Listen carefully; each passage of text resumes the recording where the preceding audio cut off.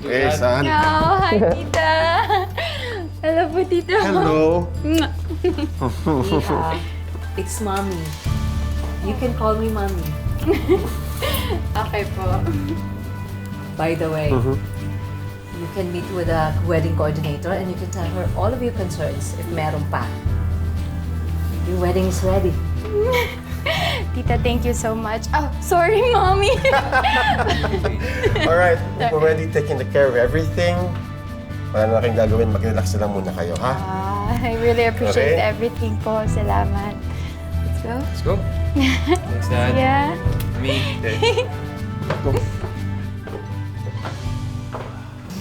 Oh my gosh, Feliz. Finally naman, you're getting married. You're finally going to be Mrs. Durano. Diba? It's a dream come true. Oo nga, sis. Imagine, more than a decade ka rin nagtyaga at naghintay. Nagka-jowa pa ng iba si Third. Pero, ikaw pa rin ang grand winner, girl!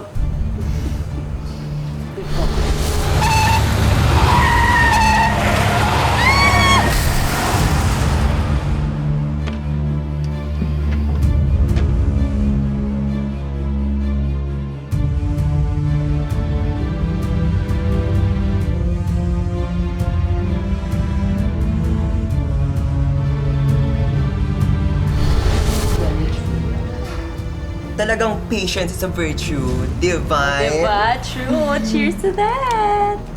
Oh, ba't ikaw umiinom? We're here to celebrate your victory, diba? Kaya na muna. Hindi mo na ako pwede uminom, especially after ng wedding. Oh my God! Buntis ka? Oh my gosh!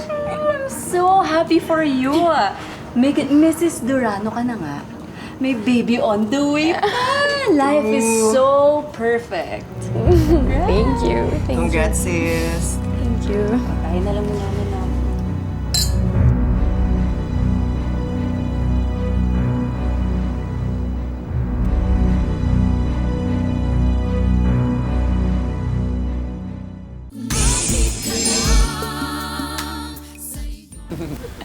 Oh, hi! Oh my God, thank you so much. Go, go, go, go, go. Salamat. Thank you.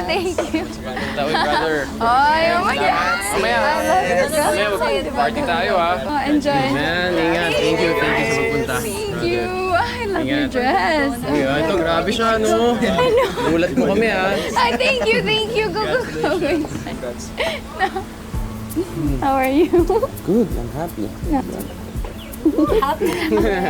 Congratulations, guys. Thank you, Mama. Marami pang guests na naghihintay sa loob. Let's go. Yeah. Yeah, let's go. Good job.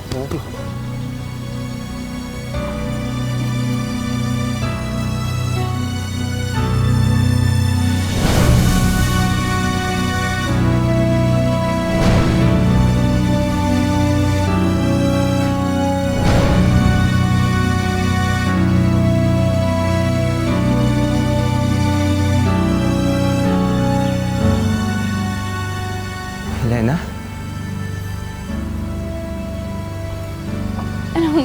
Anong sabi mo?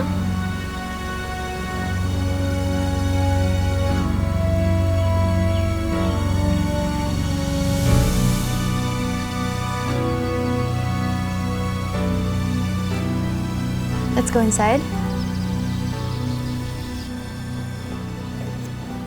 Oh, paano ka? Masama ba pakiramdam mo? Or in the broadcast conference?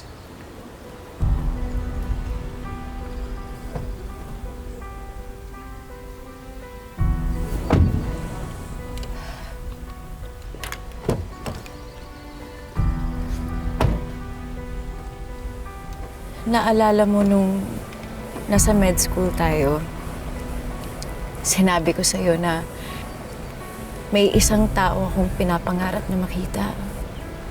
Kaso bawal kasi ikapapahamak yun ng pamilya ko.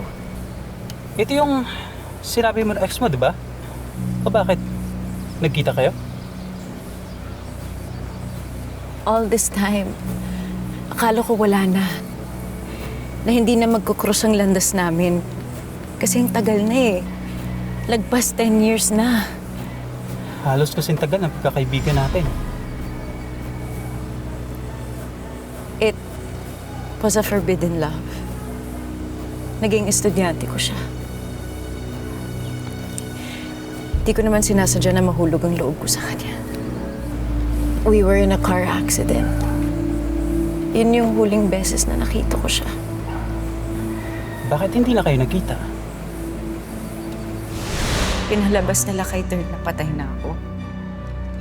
Yun ang gusto ng lokal-lokang nanay. Kaya hayaan mo na. Hindi, hayaan mo na.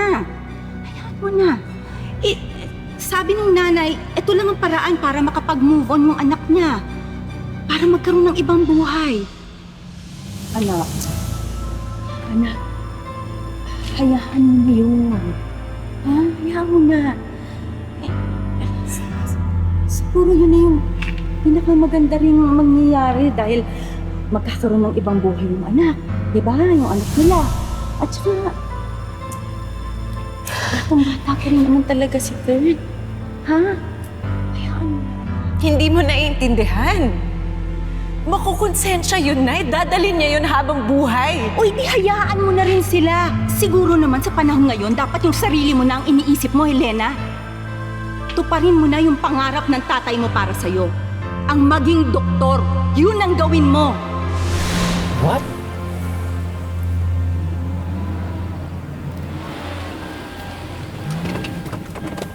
Helena? Helena? Helena, totoo nga, buhay ka, Helena!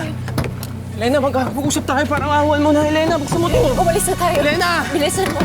Helena! Hindi ko siya kaya Uy, kausapin. buksan mo to, Helena! Please! Maraming salamat sa pagsama sa ating istorya sa Tadhana. Nakaka-relate ka ba sa ating mga bida? Nako, i-comment mo na yan para sa iba't ibang kwento na punong-puno ng pag-asa at inspirasyon. Mag-subscribe na sa GMA Public Affairs at YouTube channel. I-click na rin ang bell button para lagi kang updated sa pinakabagong storya ng Tadhana.